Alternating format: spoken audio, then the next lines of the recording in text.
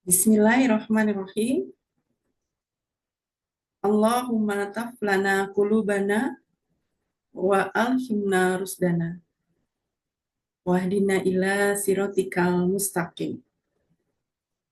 Allahumma sholli ala Sayyidina Muhammad wa ala ali Muhammad. Rabbi srohli sodri wa yasiri amri wahlul uqdatan min lisani. Apa kabar kawan-kawan semuanya, sahabat Life Coach dimanapun berada? Alhamdulillah, untuk tugas video yang kedua, saya merangkum dari beberapa materi. Yang pertama adalah materi The Basic Inner Game. Kemudian dilanjut dengan dikotomi kendali atau memahami peta kendali. Karena ini sangat berkaitan. Kemudian juga dilanjut dengan seni berdamai dengan masalah.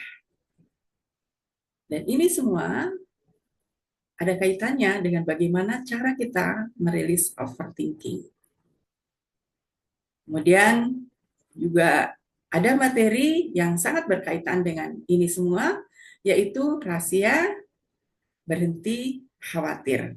Dan materi terakhirnya adalah fokus on you.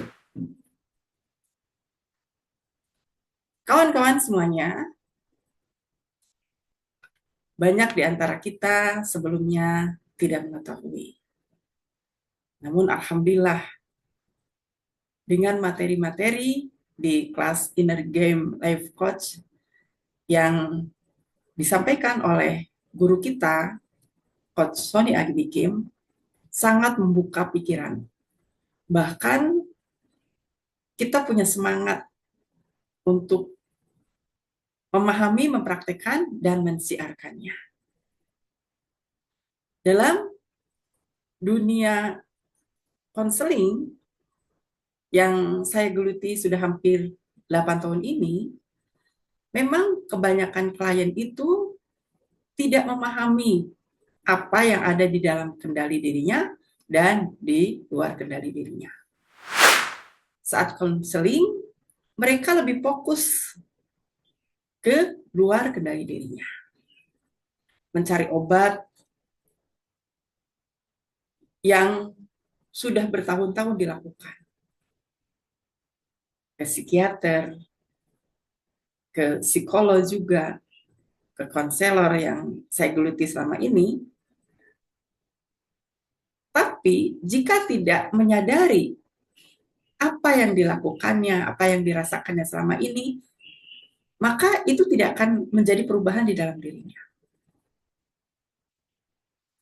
Ketika kita tahu bahwa apa yang dilakukan, apa yang diharapkannya, apa yang dirasakannya semua adalah di luar kendali dirinya, maka akan sulit menemukan kesembuhan. Karena faktor yang utama adalah bisa mengendalikan pikiran, perasaan, perilaku, bahkan perkataannya. Maka di dalam materi,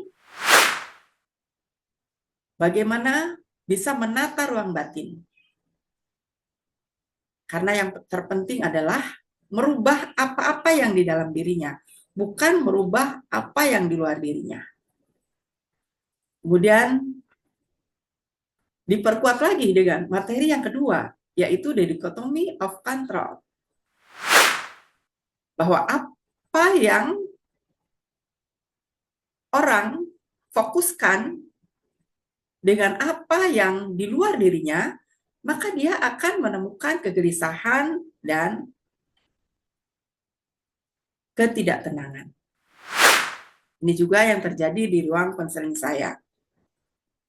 Ketika dia mengatakan bahwa dia ingin merubah pasangannya, anaknya, yang ternyata tidak sesuai dengan harapannya. Semakin dia ingin mengotot untuk berubah, maka semakin gelisah. Dan itu juga semakin jauh dari orang-orang yang disayanginya. Karena yang ada adalah judgment. Yang adalah labeling. Yang ada adalah perintah. Padahal yang dibutuhkan adalah contoh. Jika seseorang di dalam dirinya masih banyak luka, masih banyak emosi-emosi negatif, maka kecil kemungkinan anak dan pasangannya pun mau mengikuti apa yang diinginkannya. Karena yang utama adalah bagaimana dia bisa merubah vibrasi positif yang ada dalam dirinya. Ketika dia memerintahkan sesuatu dengan rasa jengkel, dengan rasa marah, maka kecil kemungkinan orang-orang terdekat kita akan mengikutinya. Pastikan vibrasi positif ada dulu di dalam diri kita. Bukan perintah, bukan permintaan, tapi contoh. Contoh yang seperti apa? Mulai dengan mengelola emosi. Tidak berkata dengan nada yang tinggi, dengan nada bentakan, yang itu akan memberikan reaksi pada orang-orang terdekat kita. Sibuk memikirkan masa depan, mengeluh, menyesal dengan masa lalunya, dan semua itu adalah di luar kendali dirinya. Yang dibutuhkan adalah ridho, ikhlas menerima. Rubah pola pikirnya, rubah rasa di dalam dirinya, insya Allah orang-orang terdekat kita perlahan juga ikut berubah sesuai dengan vibrasi yang ada di dalam diri kita. Kemudian, ketika seseorang sudah tahu bahwa apa yang ada di dalam kendali dirinya dan apa yang di luar kendali dirinya, tidak fokus pada hal-hal yang di luar kendali dirinya, maka akan merasakan ketenangan dan kedamaian. Berdamai dengan masalah. Karena setiap orang pasti punya masalah. Seberapa besar masalah dan beratnya masalah tergantung fokusnya, tergantung responnya. Ketika dia merespon positif atas suatu kejadian, bahwa masalah itu adalah suatu pembelajaran dari Allah, masalah adalah ujian hidup, masalah meningkatkan keimanan,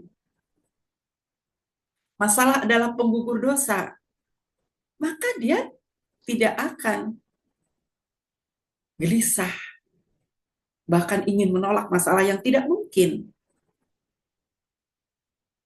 Seberapapun kita menolak, jika memang itu harus terjadi, tetap terjadi. Walaupun lari ke gunung, bersembunyi di gua.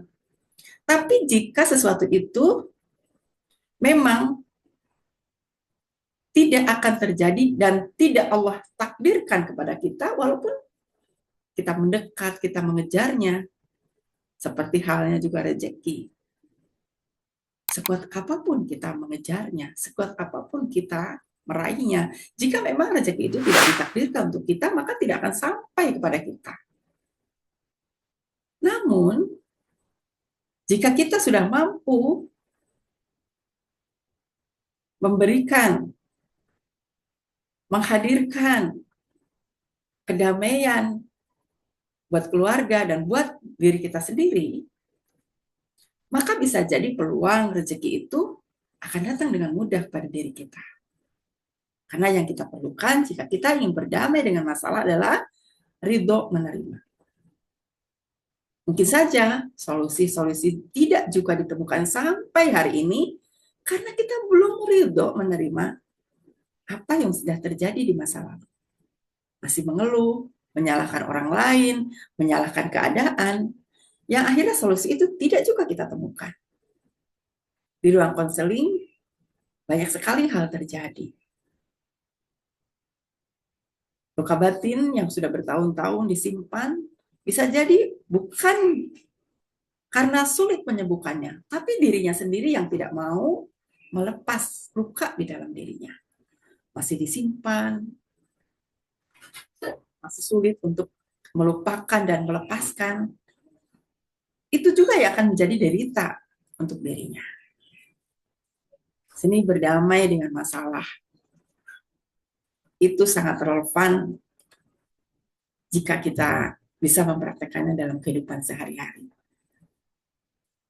Rumus sajedah, sadar, jeda, dan pilih.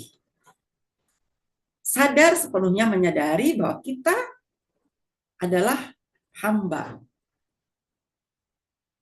Kita hanyalah hamba yang mesti patuh, nurut, bukan hamba yang menuntut. Ketika kita menyadari bahwa ujian dan cobaan itu adalah yang terbaik untuk kita, maka kita akan mudah merilis penderitaan, merilis luka batin, merilis hal-hal yang memang selama ini menjadi penyakit di dalam tubuh. Yang utama adalah pikiran, pola pikirnya yang mesti dirubah. Kemudian menjedaklah sejenak. Menjeda dengan mendekatkan diri pada Allah Subhanahu wa taala. Menjeda bisa jadi introspeksi diri, muhasabah. Tidaklah suatu masalah akan selesai jika kita terus fokus bermain di ruang kendali kita. Ada wilayah Allah, ada wilayah kita.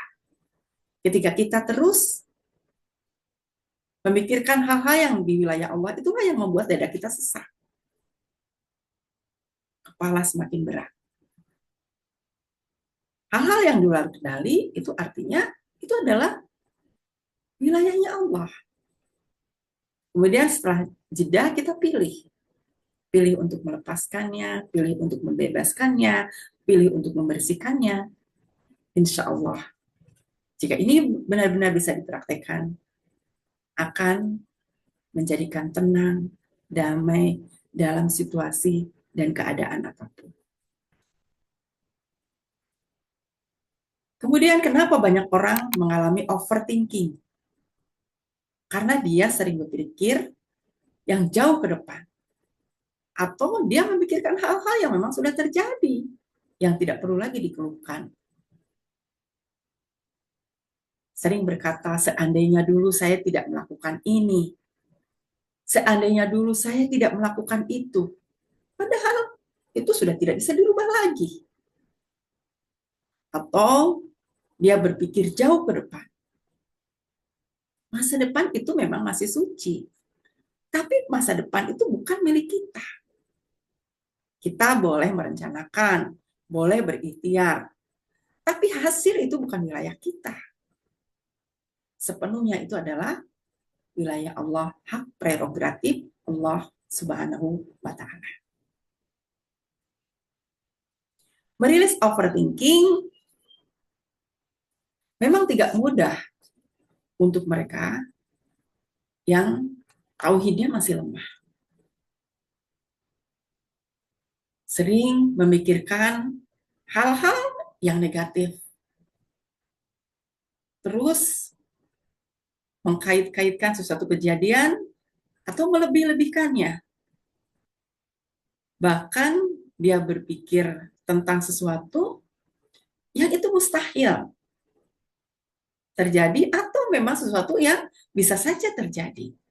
Tapi kembali lagi, overthinking itu karena terlalu banyak berpikir hal-hal yang negatif yang tidak seharusnya dipikirkan.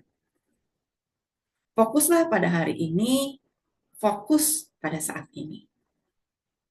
Nikmati prosesnya, syukuri apa yang kita miliki saat ini dan hari ini.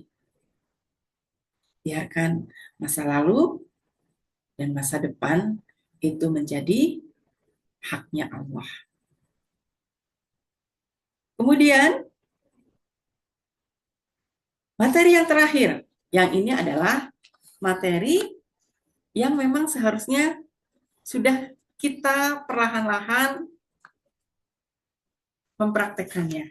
Materi ini adalah rangkuman dari materi yang semuanya tadi saya sampaikan. Focus on you. Fokuslah pada apa yang ada di dalam kendali kita, bukan yang ada di luar kendali kita. Fokuslah mengubah diri kita, bukan mengubah orang lain. Fokus yang ada di dalam kendali, bukan fokus yang ada di luar kendali. Fokus di sini adalah fokus saat ini. Fokus pada yang bisa kita lakukan, kita syukuri. Fokus pada hal-hal yang memang akan menaikkan value diri kita, meningkatkan kualitas hidup kita. Fokus pada perbaikan diri. Fokus pada solusi, bukan fokus pada masalah. Fokus dengan rasa syukur, itulah yang akan membuat hidup kita mujur. Fokus dengan rasa syukur dari hal-hal yang terkecil. Aplikasi syukur dengan doa. Yang itu akan menaikkan vibrasi positif di dalam diri kita. Bagaimana mungkin Allah akan memberikan hal-hal yang besar kepada diri kita, sementara kita tidak mensyukuri hal-hal yang kecil. Mulai dari yang kecil, mulai dari diri kita. Mulai dari merubah ruang batin yang ada di dalam diri kita, dan jadikan hari-hari kita bukan hari-hari yang penuh dengan keluhan, tapi penuh dengan kebersyukuran. Kemudian fokus pada pikiran. Jika sebelumnya pikiran-pikiran negatif yang hadir dalam kehidupan kita, mulai saat ini, hari ini, berpikirlah hal-hal yang positif, yang menyenangkan, yang menggembirakan. Karena pikiran 80% akan berpengaruh atau memengaruhi kehidupan kita. Apa yang kita pikirkan bisa jadi itu yang akan kelak menjadi kenyataan. Pikiran negatif artinya kita sedang berburuk sangka pada Allah. Pikiran positif atau pikiran yang benar itu yang akan membuat kita terus berbaik sangka pada Allah. Insya Allah, materi-materi dari Inner Game Life Coach itu sangat berdampak pada kehidupan kita. Merubah pola pikir, merubah rasa, merubah perilaku, merubah tindakan kita yang akhirnya insya Allah akan merubah nasib kita ke depan. Insya Allah, terima kasih. Assalamualaikum warahmatullahi wabarakatuh.